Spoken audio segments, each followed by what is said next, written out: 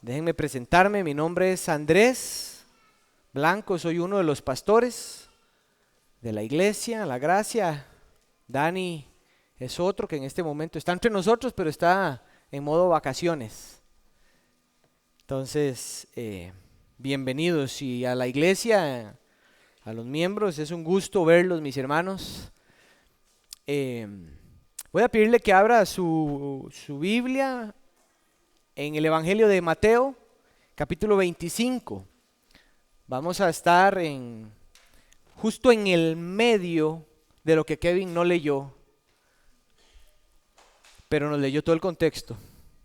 Entonces, vamos a hacer el ejercicio de leer una porción, porque sabemos que no todos pudieron estar al inicio de la lectura, pero todos los que estuvieron ahí y vieron que Kevin brincó de un lado a otro, es porque hay un contexto del pasaje que vamos a estudiar.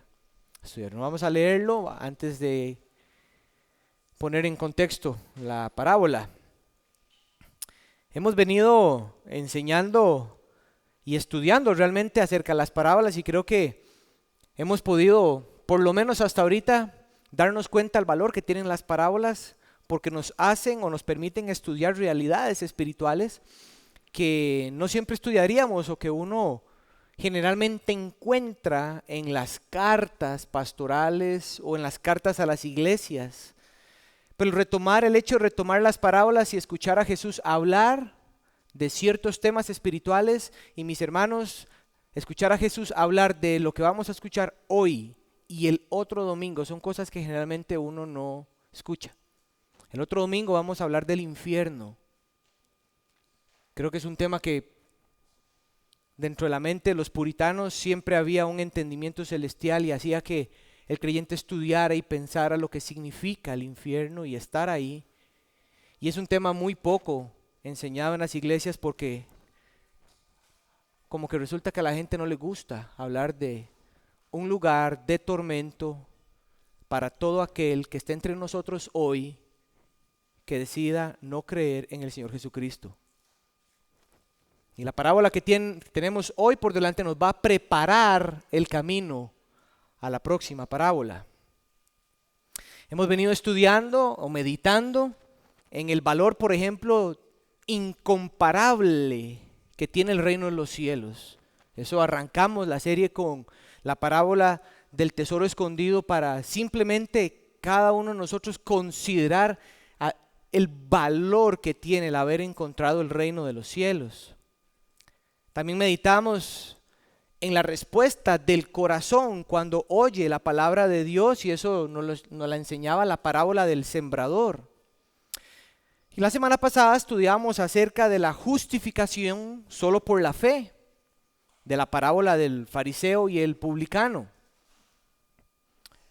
La parábola que vamos a estudiar esta mañana está en el capítulo 25 de Mateo, pero en el contexto del capítulo 24 del mismo evangelio, donde el contexto es que el Señor Jesús responde a la pregunta de sus discípulos de cuándo sucedería todo lo concerniente a su regreso y a la consumación de los tiempos.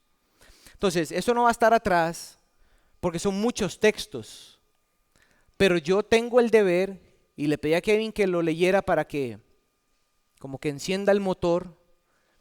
Pero lo que leímos ahora lo vamos a repasar porque es importante colocar la parábola en su contexto. Entonces yo quiero pedirles que me acompañen a Mateo 24, versículo 3. Vamos a leerlo para ir teniendo el contexto que nos va a ir preparando ya la parábola. Capítulo 24, versículo 3 de Mateo. Estando Jesús sentado en el monte de los olivos, se acercan a él los discípulos en privado y le preguntaron: dinos, ¿cuándo sucederá esto acerca del templo que ya no estaría más y hacia adelante del tiempo de consumación? ¿Cuándo sucederá esto y cuál será la señal de tu venida y de la consumación de los siglos? Ese es el contexto, es una pregunta cerrada. ¿Cuándo es tu venida y cuál será o cómo será la consumación de este siglo? Jesús responde advirtiendo: tengan cuidado de que nadie los engañe. Aquí interesante, Jesús inicia la respuesta haciendo una advertencia. Cuidado de que los engañen, porque muchos vendrán en mi nombre diciendo yo soy el Cristo y engañarán a muchos. El verso 6 dice, ustedes van a oír de guerras y rumores de guerra. Advertencia otra vez, cuidado, no se alarmen, porque es necesario que todo esto suceda, pero todavía no es el fin. Verso 7. Porque se levantará nación contra nación, reino contra reino, en diferentes lugares habrá hambre y terremotos. Pero todo esto, otra vez, es el comienzo de dolores. Una expresión que dice es el comienzo del fin. Verso 9. En medio de ese contexto, dice Jesús, los entregarán a tribulación y los matarán y serán odiados de todas las naciones por causa de mi nombre. En el contexto de la locura del mundo, de la maldad del mundo, de la catástrofe que va a suceder, vean el verso 10. Muchos, tengan en mente el contexto, muchos se apartarán de la fe entonces. Muchos que decían que eran creyentes, en esos tiempos, cuando más se acerque la venida del Señor, se apartarán, o sea, abandonarán. No es que fueron, es que nunca fueron. Y se apartarán y se traicionarán unos a otros y se odiarán. Se levantarán muchos falsos profetas y a muchos engañarán. Oigan el verso 12. Y debido al aumento de la maldad, de la inequidad y de ver gente abandonar la fe y como que el mundo pareciera que está en caos y que la iglesia se está muriendo y que nadie está gobernando la iglesia y que parece una locura, el amor de muchos se enfriará. Noten el tono de advertencia. Noten el tono de reflexión seria de la respuesta del Señor Jesús a la pregunta. Verso 13. La comparación es que en el 12 se va a enfriar el amor de algunos. Algo similar a los que abandonaron la fe. Pero vean el contraste del verdadero creyente. Pero el que persevere hasta el final, ese será salvo. Y este evangelio del reino se predicará en todo el mundo como testimonio a todas las naciones, y entonces vendrá el fin. Verso 15, por tanto, cuando ustedes vean la abominación de la desolación que se habló por medio del profeta Daniel, colocada en el lugar santo, y vean qué interesante como el Señor dice, el que lea que entienda, haciendo alusión al texto de Daniel, entonces los que estén en Judea huyan a los montes. El que esté en la azotea no baje a sacar las cosas de su casa. El que esté en el campo no vuelva atrás a tomar su capa. Pero ay de las que estén en cita y en las que estén criando en aquellos días. ¿Ven? El tono es un tono de urgencia, es un tono de sorpresa, es un tono de un momento muy repentino. Oren para que la huida de ustedes no suceda en invierno ni en día de reposo. Porque habrá entonces una gran tribulación, tal como no ha acontecido desde el principio del mundo hasta ahora, ni acontecerá jamás. Verso 22. Y si aquellos días no fueran acortados, nadie se salvaría.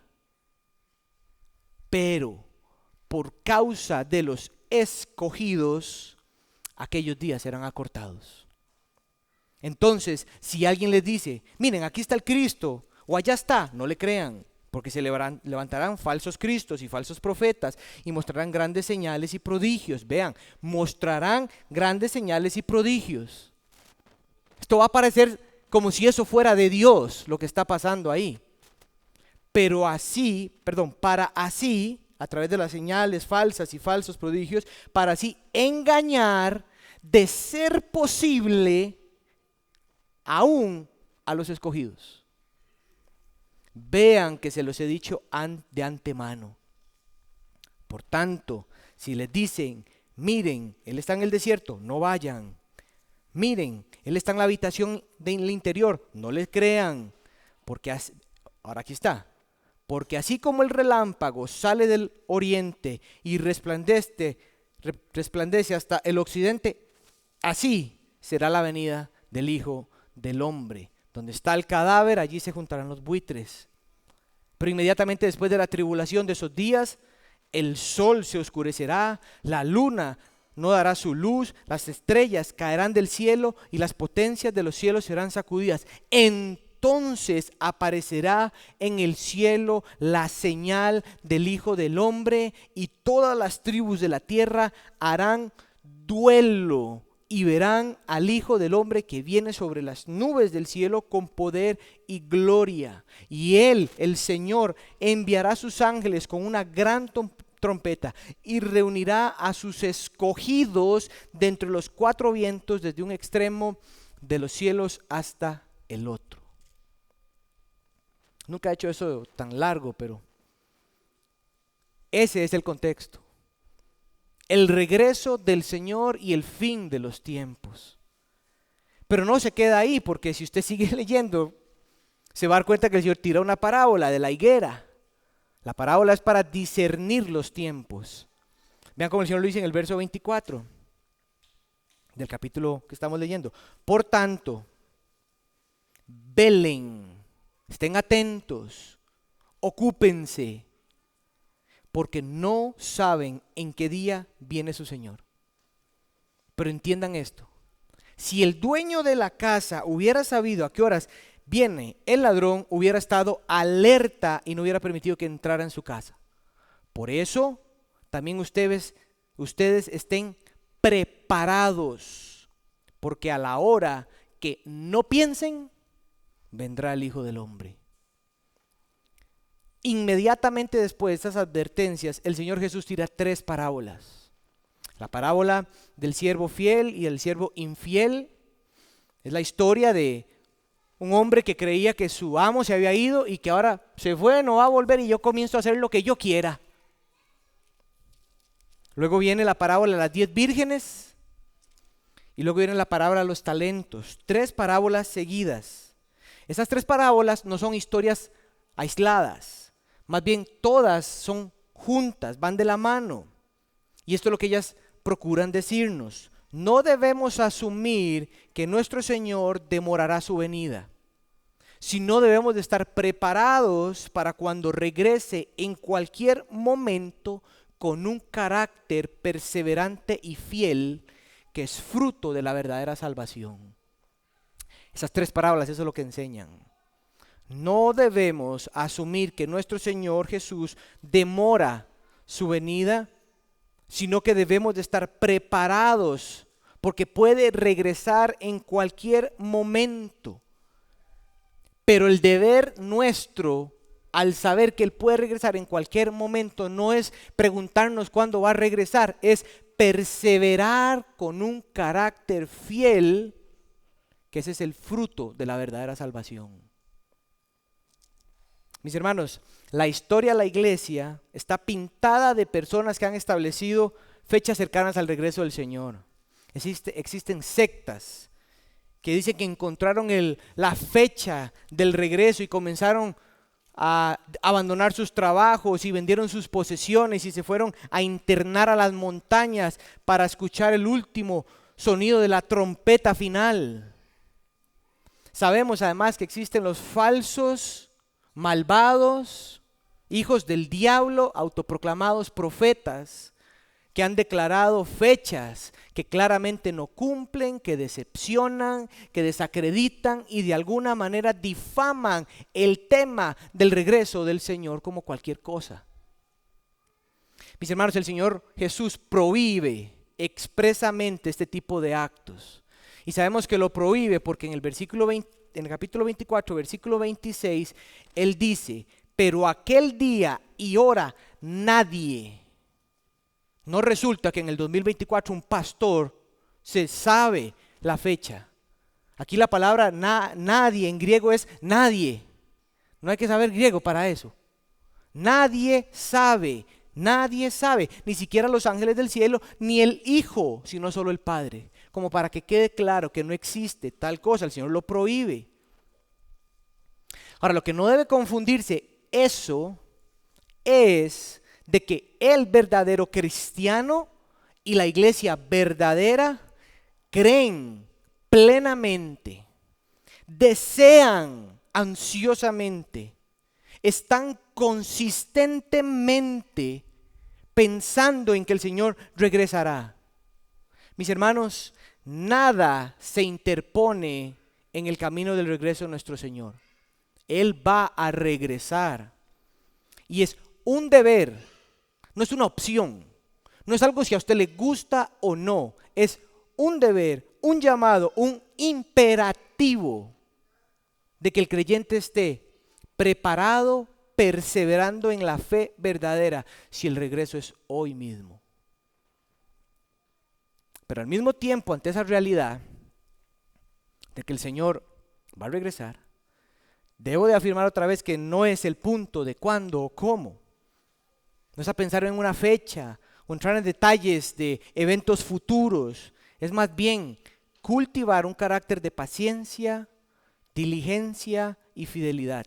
No importa cuánto tiempo nuestro Señor amado pueda tardar en regresar, porque recordemos que para Él, como dice el apóstol Pedro, un día es como 1000 años como un día, pero Pedro termina diciendo, pero el día del Señor vendrá como un ladrón en la noche. Con una urgencia la idea en Pedro. Él regresará. Y la pregunta no es si Él va a regresar. Mi hermano, y los que están hoy aquí, la pregunta es, ¿cómo te va a encontrar? ¿Cómo te va a encontrar? Esa es nuestra parábola. Vamos a leer la parábola entonces. Capítulo 25, versículo del 1 al 13. Esta parábola vamos a irla viendo verso por verso. No vamos a hacer una estructura. Y van a ver por qué. Entonces el reino de los cielos será semejante a 10 vírgenes que tomando sus lámparas salieron a recibir al novio. Y 5 de ellas eran insensatas o necias, imprudentes. Y 5 eran prudentes o sabias. Porque las insensatas, al tomar sus lámparas, no tomaron aceite consigo, pero las prudentes tomaron aceite en frascos juntamente con sus lámparas. Al tardarse el novio, a todas les dio sueño y se durmieron. Pero a medianoche se oyó un clamor: aquí está el novio, salgan a recibirlo. Entonces todas aquellas vírgenes se levantaron y arreglaron sus lámparas, y las insensatas dijeron a las prudentes: dennos de su aceite, porque nuestras lámparas se apagan. Pero las prudentes respondieron: no sea que no haya suficiente para nosotras y para ustedes. Vayan más bien a los que venden y compren para ustedes. Mientras ellas iban a comprar, vino el novio. Y las que estaban preparadas entraron con él al banquete de bodas y se cerró la puerta. Después vinieron también las otras vírgenes diciendo: Señor, Señor, ábrenos. Pero él les respondió: en verdad les digo que no las conozco. Velen, pues no saben ni el día ni la hora.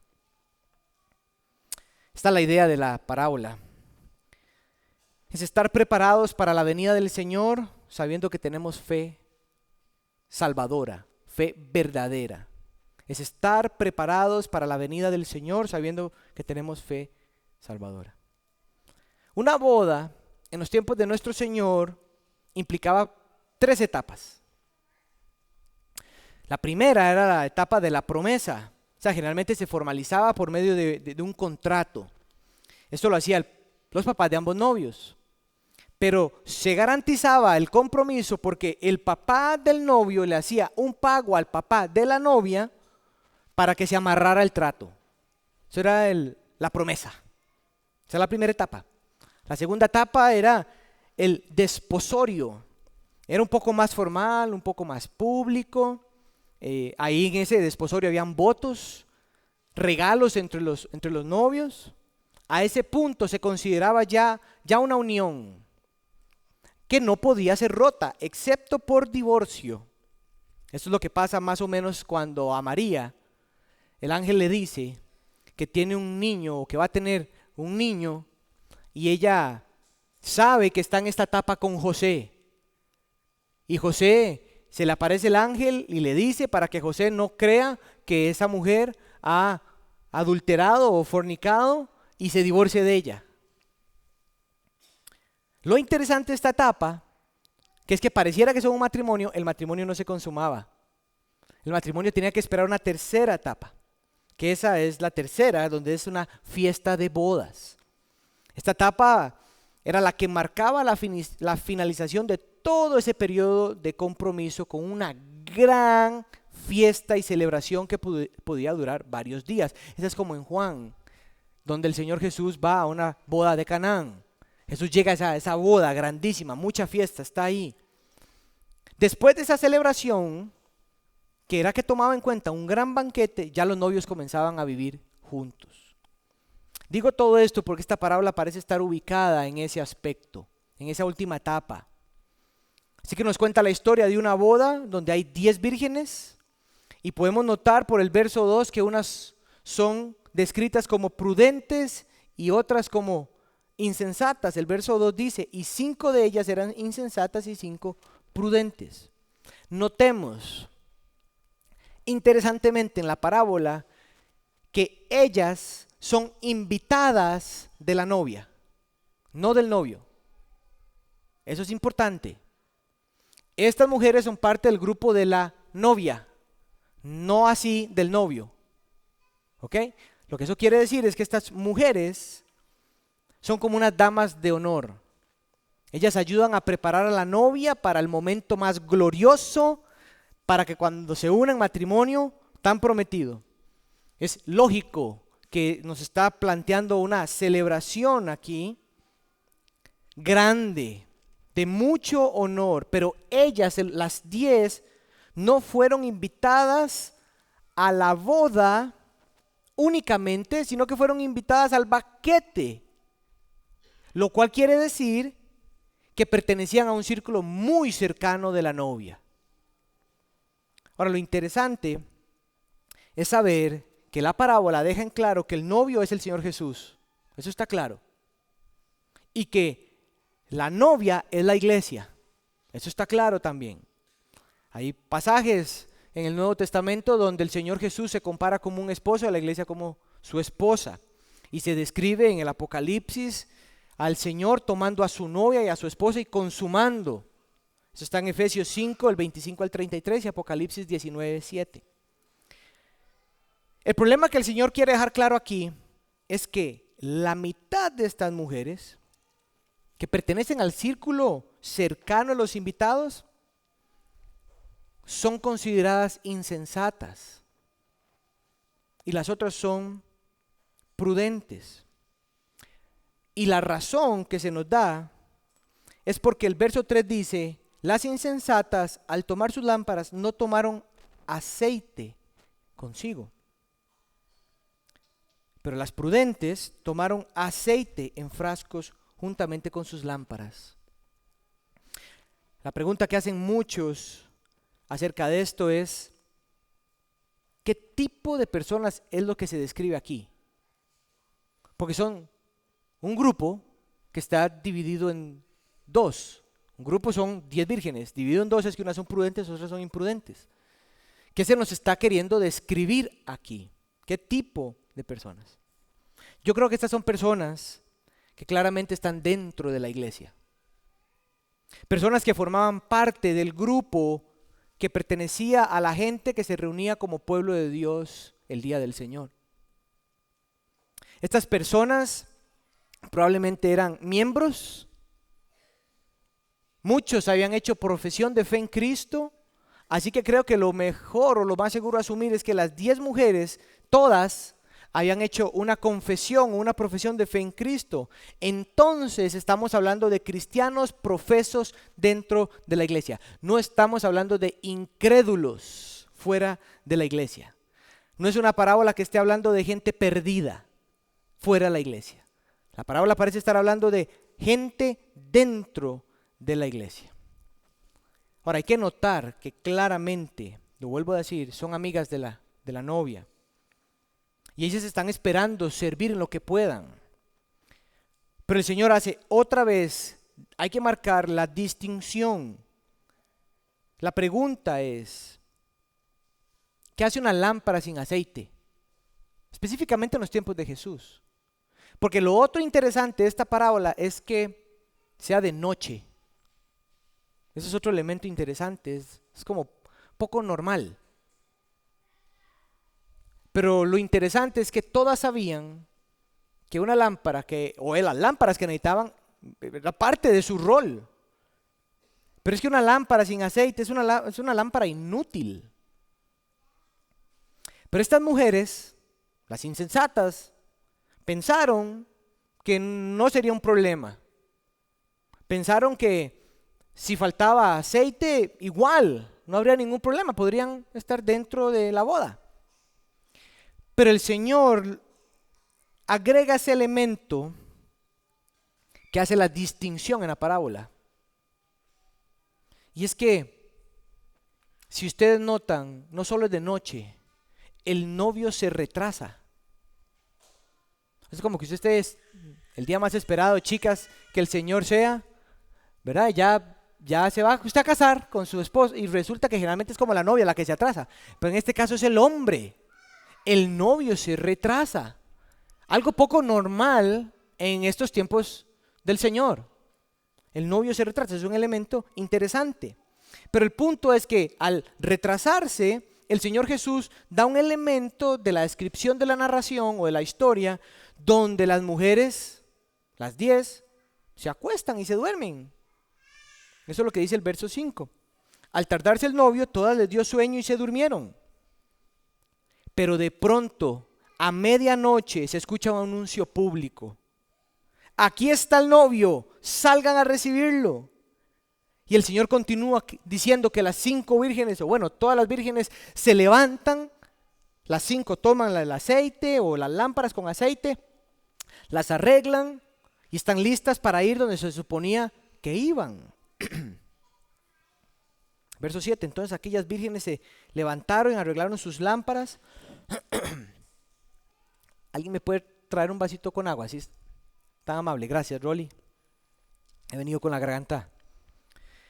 Pero las 10 vírgenes insensatas se dieron cuenta cuando llegó el momento. El punto es, noten cómo la narración va teniendo picos. Cuando llegó el momento más esperado, lo que no tenían, lo necesitaban.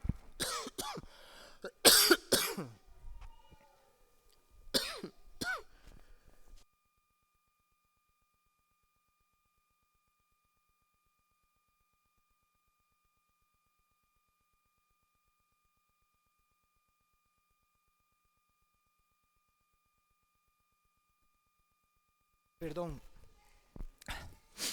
Las vírgenes insensatas se dieron cuenta de que no tenían lo que necesitaban cuando llegó el momento.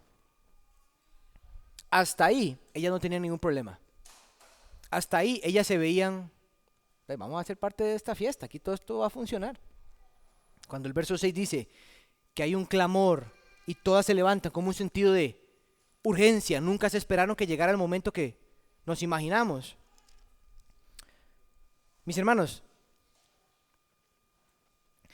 aquí voy a entrar en un punto donde en la historia de la iglesia esta parábola se ha querido alegorizar. Cuando nosotros iniciamos nuestra serie en las parábolas, mencionamos que una parábola no puede verse como una alegoría, lo cual significa agarrar e interpretar todos los elementos que hay dentro de la parábola. Pero hay momentos donde hay elementos, ciertos elementos de la parábola que requieren ser interpretados o que el Señor Jesús mismo da su interpretación, como por ejemplo cuando vimos la parábola del sembrador. Él mismo dijo qué significaban los terrenos. La mayoría de los casos, la forma más segura de interpretar las parábolas es buscar lo que la parábola tiene, un solo significado. Perderse en los detalles más bien tapan la única verdad. Hacer eso lleva a muchas confusiones. Sin embargo, en esta parábola, el Señor Jesús está relatando que hay faltante de algo en un grupo que otras tienen, que eso hace que unas no ingresen a un lugar. Y eso es el aceite. Entonces una pregunta genuina es decir, ¿qué entendemos por aceite? ¿Qué significa el aceite? Esa es una pregunta genuina a la parábola. Ahora, históricamente hay dos grupos.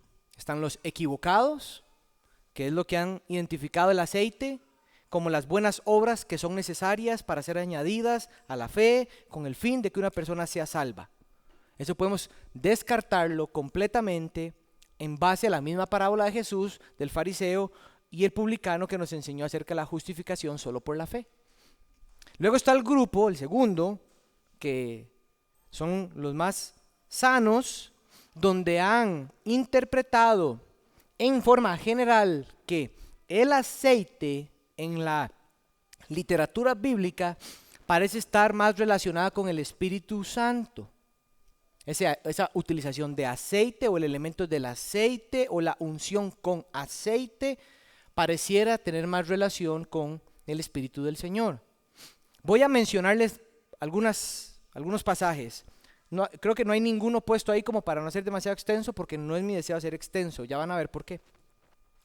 Pero por ejemplo, en Éxodo 30, verso 22 hasta el 38, es cuando se levanta el tabernáculo y se construye el lugar santo y el lugar santísimo.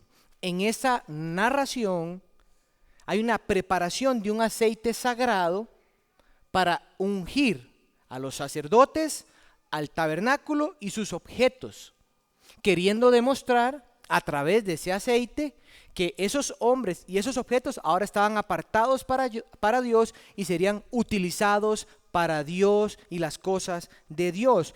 Y además eso se hacía como en la presencia del Señor, como si hubiera cierta consagración y la presencia santa del Señor estuviera ahora con ellos y en ese lugar. ¿Ok? Nada similar a lo que el Espíritu hace en el nuevo pacto, donde toma al creyente y lo hace aparte para las cosas de Dios. En primer libro de Samuel, versículos 16 y 13, dice que Samuel toma un cuerno que contiene aceite y unge a David con aceite. Obviamente es un simbolismo de algo, lo unge con aceite y dice el texto que el Espíritu del Señor vino poderosamente sobre David en aquel día en adelante. Lo que está diciendo es que a través del simbolismo del aceite vino el Espíritu del Señor a David para que cumpliera la función futura como rey.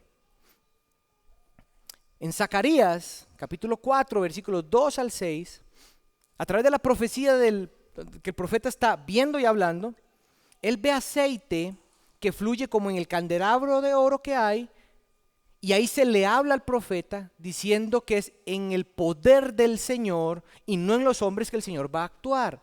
Ese aceite pareciera estar describiendo al Espíritu del Señor que capacita y sostiene la obra de Dios y no la fuerza humana. Y finalmente, en Primera de Juan, capítulo 2, verso 27, el apóstol dice, y la unción, término del Antiguo Testamento, para decir algo en relación al Espíritu Santo, y la unción que recibieron de Él permanece en ustedes y no tienen necesidad de que nadie les enseñe. Ahí está hablando el Espíritu Santo. Así que la idea del Señor aquí, en lo que faltaba a las vírgenes imprudentes o a las no preparadas, parece estar relacionado con el Espíritu Santo. Ahora, ya sea que haya un punto alegórico aquí o no, lo que sí está absolutamente claro en la parábola es que lo que les faltara, ya sea que fuera el Espíritu Santo o algo relacionado con el Espíritu Santo, las excluyó del banquete de bodas. Y mis hermanos, para el Señor Jesús no pudo haber sido simplemente aceite. Algo más profundo tuvo que haber estado en la mente del Señor por la conclusión penosa a la que llega con esas vírgenes insensatas cuando el novio llegó a medianoche. Para las vírgenes prudentes, seguimos leyendo, Verso 8, arreglan sus lámparas y pueden entrar al lugar. Y las insensatas, pero las vírgenes prudentes arreglan sus lámparas, pueden entrar al banquete, pero las insensatas le preguntan o negocian con las prudentes a ver si les puedes dar aceite. Verso 8, las insensatas le dicen a las prudentes, dennos de su aceite, porque nuestras lámparas se apagan. Las prudentes les responden, verso 9, no sea que haya suficiente para nosotras y para ustedes. Vayan más bien a los que venden y compren para ustedes. Es como si las prudentes le estuvieran diciendo, estas son palabras de R.C. Sproul, lo sentimos. No hay suficiente para que mantengamos nuestras lámparas encendidas y para darle lo suficiente para que nuestras lámparas funcionen bien o perfectamente. Lo único que pueden hacer es ir a algún lugar a buscar que les vendan aceite, cómprenlo y vuelvan y regresen y no vayan a hacer que sea demasiado tarde. Ahora, lo más interesante en la parábola es que las vírgenes insensatas le hacen caso a las prudentes. Verso 10, y mientras ellas iban, o sea, sí le hicieron caso, aquí la vaina es ir a buscar a ver qué hay en medio de la noche, en medio de la madrugada, a ver qué había. Se fueron entonces a comprar el aceite. Pero lo que el Señor quiere decir aquí, verso 10, y mientras ellas iban, vino el novio. Cuando ellas se fueron, el momento de la verdad llegó en la persona del novio. Él vino. El novio viene tarde y él entra, cierra la puerta y empieza la boda. Él no espera a nadie. En la parábola él llega, entra, cierra la puerta y empecemos este asunto. Eso es interesante. Verso 10. Y las que estaban preparadas entraron con él al banquete de bodas y se cerró la puerta. Eso es una descripción clara. Esa puerta no se volvió a abrir. Esa puerta no se volvió a abrir. Se cerró. Punto.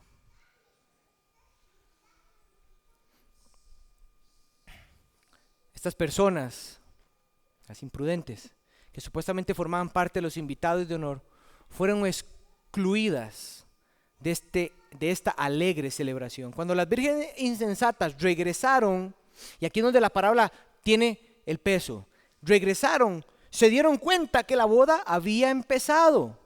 Estas mujeres comenzaron a empujar la puerta, intentaron entrar. Mi hermano, yo le pido al Señor que me conceda el tono del pasaje, porque esto es un pasaje de urgencia, de advertencia, de atención. Esto no es lindo lo que está pasando aquí. Estas mujeres llegan, tocan, gritan, intentando entrar. La puerta está cerrada, llaman a la puerta, están gritando, interrumpiendo la ceremonia, diciendo: Señor, Señor, ábrenos. Señor, Señor, ábrenos. Verso 11, después de que vinieron las otras vírgenes diciendo: Señor, Señor, ábrenos.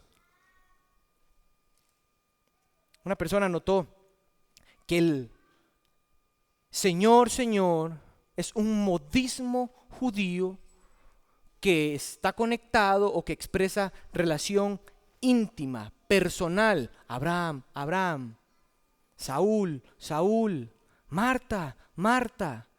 Doble expresión, un modismo judío para expresar intimidad personal. Lo que quiere decir es que estas personas, cuando llegaron a la puerta, estaba cerrada, no solo gritaban: Señor, ábrenos.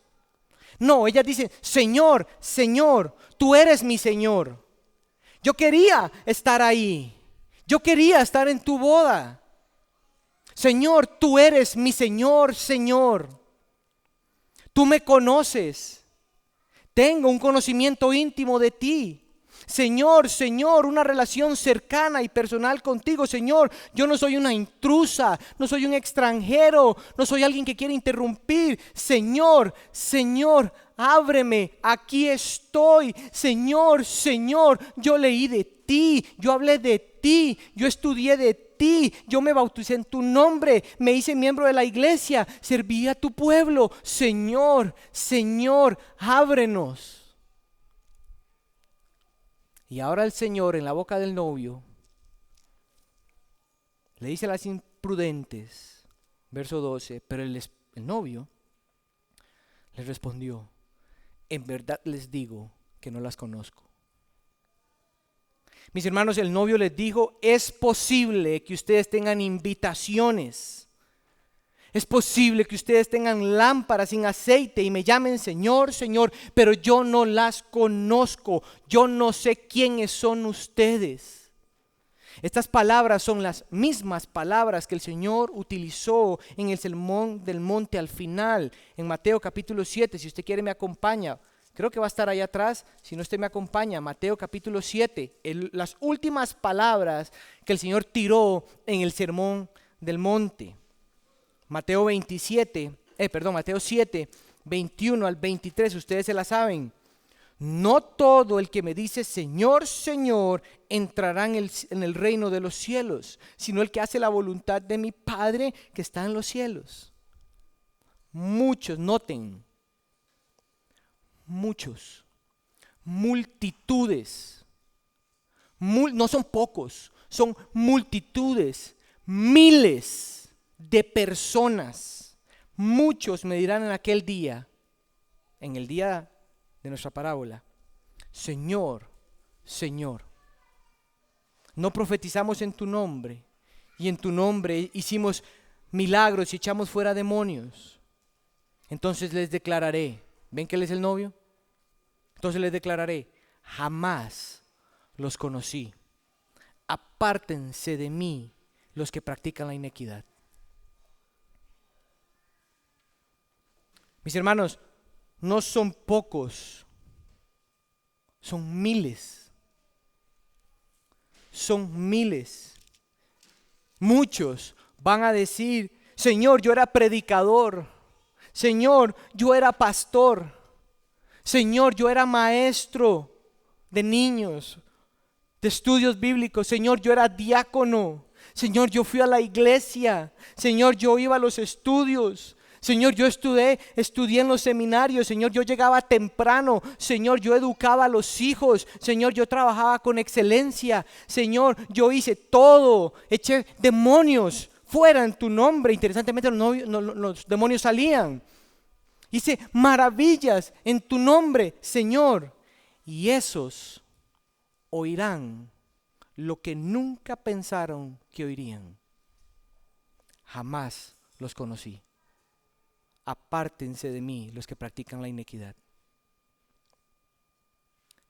Estas palabras de Jesús en Mateo 7 fueron casi, o más o menos, un año antes. El Señor dijo: jamás los conocí. Y ustedes saben, esta palabra no es que sí te conocía y luego te saqué de una lista que yo tenía, como si la salvación se pudiera perder. O no sé, te conocía pero me olvidé tu nombre, ¿puedes recordármelo, por favor? Sé que viniste varias veces a la iglesia, pero yo no sé, o que anduviste de iglesia en iglesia porque siempre había una incomodidad, siempre había como algo que no te gustaba o que nadie se predicaba.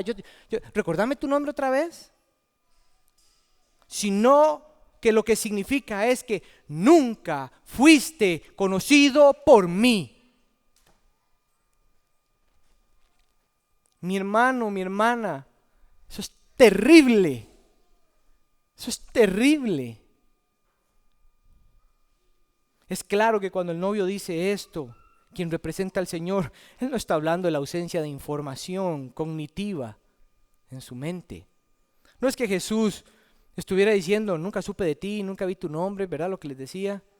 La palabra conocer no es solo cognitivo, es un sentido personal, específicamente filial, cercano, íntimo, con un sentido redentor. El Señor conoce los nombres de todas las personas del mundo. Él sabe dónde viven.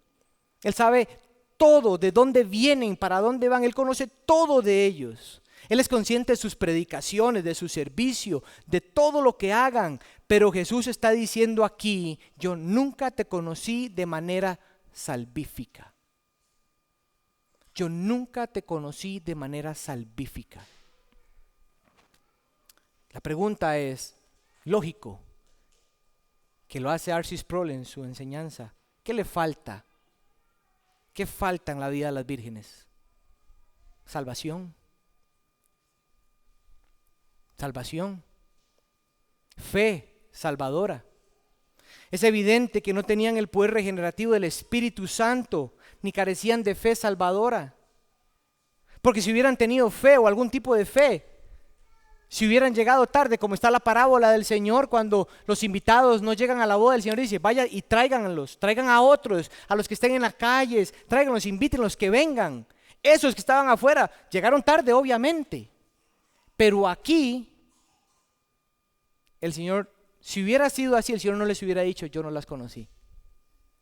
Pero el Señor les dijo, yo no las conocí. Mis hermanos, la parábola Iglesia La Gracia no es sobre los incrédulos que no tienen al Señor. Se trata de aquellos creyentes, o que profesan más bien ser creyentes, aquellos que han hecho profesión de fe, pero que no poseen lo que profesan. En Mateo 7, donde el Señor dijo ese puñado de gente, ese puñado de gente hizo una confesión de fe falsa. Iglesia, esta parábola nos apunta que debemos estar preparados para el regreso del Señor, sabiendo, reflexionando dentro de nuestros corazones si tenemos una fe verdadera que nos capacita para cultivar nuestras vidas en el conocimiento de Dios, viviendo para Él, expandiendo su reino. Voy a dar ciertas afirmaciones que describen un corazón verdaderamente regenerado que persevera, ¿ok? Un corazón verdaderamente regenerado que persevera. Esa palabra perseverar es importantísima aquí. Un corazón verdaderamente regenerado que persevera. La pregunta que hay que hacerle a nuestros corazones: ¿tienes sed por Dios y las cosas de Dios? Él y sus cosas, su palabra, su carácter, sus promesas. Él. Tengo sed de Él. Tengo hambre de mi Señor. Estás y deseas, ahí está la perseverancia, seguir gobernado por las palabras de Dios, porque sabes que ellas te llevan al arrepentimiento, a la confesión de pecados y a tener una mentalidad celestial. También un corazón que es regenerado, perseverante, verdadero, ve que crece en el amor por el Señor y en la obediencia en Él. Él ve, Él sabe que está creciendo en obediencia y en amor por el Señor. Puede ver que está creciendo y desea seguir creciendo en el deseo de servir a sus hermanos para que ellos crezcan espiritualmente y poder suplirles sus necesidades en la realidad que uno tiene. Es que deja de pensar en sí mismo y está pensando en el amor de los otros y en la necesidad de los otros. Ese corazón regenerado que persevera, procura, sabe que hay un deseo de deleite por Dios. Óiganme bien, hermanos, a través de la iglesia. Mi hermano, si usted está aquí para las visitas, si no tienes iglesia, es mi deber decirte que tienes que buscar una iglesia. Porque un creyente verdaderamente regenerado, perseverante, se deleita en Dios a través de la iglesia. Para los miembros de Iglesia La Gracia, la pregunta a ustedes es: ¿te deleitas en Dios a través de la iglesia? ¿Amas a la esposa del Señor? Porque Él no va a venir por ti, Él va a venir por la iglesia a la cual formas parte. Amar al Señor y no amar a su iglesia es no amar al Señor. Un creyente genuino, verdadero, regenerado tiene iglesia. Ama a sus hermanos, se compromete a las verdades doctrinales que entienden que es buena, fieles para predicar el evangelio. Ama cuando un hermano crece y sirve al Señor. Se duele cuando un hermano se duele. Lucha por la pureza doctrinal en medio de un mundo falso alrededor de nosotros. Eso es importante. Además, ese corazón verdaderamente regenerado, perseverante, le importa y desea crecer en que le importe profundamente conocer al Señor y que Él sea el motor a través de el Espíritu para que su reino se expanda. Entonces usa su dinero para la gloria del Señor, para la expansión, evangeliza, ve a la gente sin el Señor como lo que son, muertos caminantes. Y evangeliza y comparte, porque hay un deseo por Dios. Porque estas personas no van a escuchar, no te conocí. Esas personas muertas simplemente van a estar agarradas y echadas al lago del fuego, donde el gusano del dolor y el tormento no se apaga, donde la conciencia de la maldad aumenta y nunca se apaga el tormento. Pero un corazón regenerado, perseverante. Pregúntate, mi hermano, mi hermana, ¿te duele? ¿Te duele pecar? ¿Gimes con dolor cuando pecas en cualquier expresión de desobediencia contra el Señor? ¿Odias tu pecado? ¿Lo aborreces y lo mortificas en dependencia del Señor, examinando tu alma? Y tengo que agregar que examinas a la luz de tu palabra tu conciencia en todas aquellas áreas en las que crees que puedes vivir libre, porque crees que el Señor no tiene por qué decirte nada en absoluto acerca de esas cosas que estás viviendo como si fueran tuyas.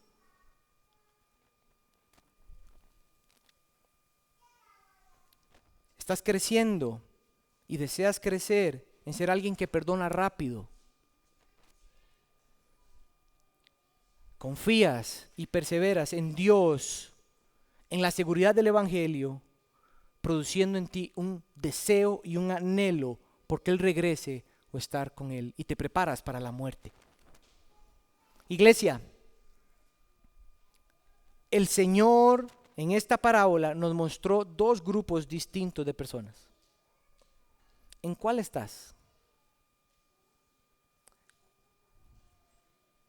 Si somos miembros de la iglesia y hemos hecho una profesión de fe, es lógico que, como dice Sproul, nos asociemos con las vírgenes prudentes, y hasta puede ser que nos sorprenda de lo que le sucedió a las insensatas. Pero la pregunta es, ¿y si eres uno de los insensatos? ¿Y si realmente eres uno de ellos? ¿Y si eres uno de los insensatos? ¿Y el Señor viene hoy? Lo que queda claro con esto es que es una advertencia que Jesús da, que cuando la puerta se cierre, se cerró y ya es demasiado tarde.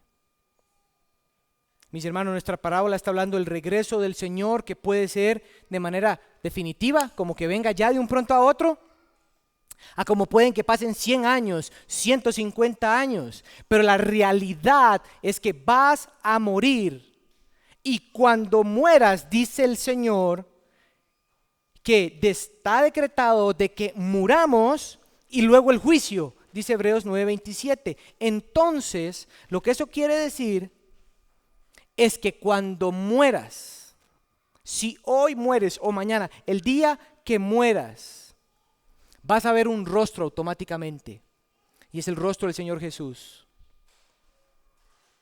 Y puedes escuchar la voz del Señor: ¿quién eres? Yo no te conocí. A las tinieblas de afuera, al infierno, la puerta está cerrada para ti. Yo no te conocí. Si habla del regreso, habla sobre todo de cómo sabes que estás preparado. Esta parábola te hace la pregunta al corazón y a tu conciencia: ¿estás preparado, preparada? ¿Tienes la fe salvadora que te es dada por gracia al arrepentirte de tus pecados y confesarlos delante de Dios, pidiendo perdón y rogando salvación solo en Cristo? Porque cuando cierres los ojos, como digo, y mueras, respires tu último aliento en esta tierra, el siguiente rostro que vas a ver te guste o no. Y si hay algún incrédulo, ateo o lo que sea, lo creas o no, el rostro que vas a ver es el de tu Creador. Y Él podría decirte, ¿quién eres? Iglesia, Jesús nos llama a velar, a estar preparados, porque no sabemos cuándo Él regresará, pero la parábola hace que oigas la voz del Señor y tomes el peso muy en serio y te examines a vos mismo para asegurarte si tienes la fe salvadora.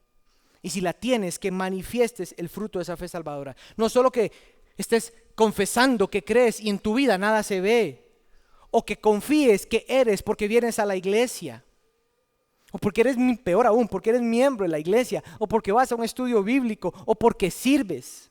Aún el engaño más grande es porque creas que leas tu Biblia y orás. Porque muchos habrán dicho, Señor, yo leí y yo oré. Mis hermanos, todo el que hace una profesión de fe está invitado al banquete, pero no todos lo van a disfrutar. Si reconoces que no tienes fe verdadera, no te vayas con esa verdad revelada por el Señor. Más bien arrepiéntete de tus pecados. Confía en el perdón, justicia y santidad de Cristo. Pide perdón por tus pecados y pide al Señor que te dé fe para creer en Él. Y que Él te vista de su justicia, de su santidad, para que vengas a una novedad de vida y seas parte de la familia de Dios. Esta parábola es impactante, es terrorífica, en el sentido que el verdadero creyente jamás va a quedar como, bueno, está bien, o se va a estar durmiendo en medio del sermón que estoy predicando. Este es un llamado a despertarnos si tenemos una falsa sensación de seguridad, y nos llama a estar preparados. El Señor Jesús en Apocalipsis 22, 10, 12 dijo, y con esto cierro, el tiempo está cerca. Es interesante que el injusto siga haciendo injusticia, que el impuro siga siendo impuro. Creyente, que el justo siga practicando la justicia y que el que es santo siga guardándose santo. Ahí la podríamos cambiar, porque yo vengo pronto y mi recompensa está conmigo para recompensar a cada uno según su obra, la perseverancia. Hay que estar preparados, iglesia. Vamos a orar. Señor, gracias por darme voz y poder terminar. Señor, yo te pido lo que solo tú puedes hacer: afirmar los corazones de los verdaderos hijos tuyos que están aquí y traer a vida a los que están muertos. Señor, que esta parábola no nos asuste, porque no hay por qué tener temor. Porque si estamos convencidos de la salvación que nos has dado, aún en nuestra debilidad, estaremos contigo por tu obra, no por nuestra obediencia y no por nuestras obras. Es por tu poder. Pero a la misma vez, Señor, sabemos que nuestro corazón es fácil de engañar y no queremos estar engañados. Así que si nos libras del engaño en nuestros corazones, te damos gracias y te pedimos por favor que afirmes y traigas a vidas a los corazones que puedan estar muertos aquí, pero que creen que están vivos. Señor, queremos que regreses. Y si morimos, queremos ver tu rostro y escuchar: bien hecho, siervo y fiel.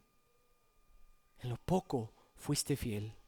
Entra al gozo de tu Señor. Porque estamos convencidos del poder que tú tienes para sostenernos hasta el final y darnos lo que nos has prometido, Señor, y guardarnos hasta allá. No hay duda de eso. Pero si esta parábola está aquí es porque tú sabes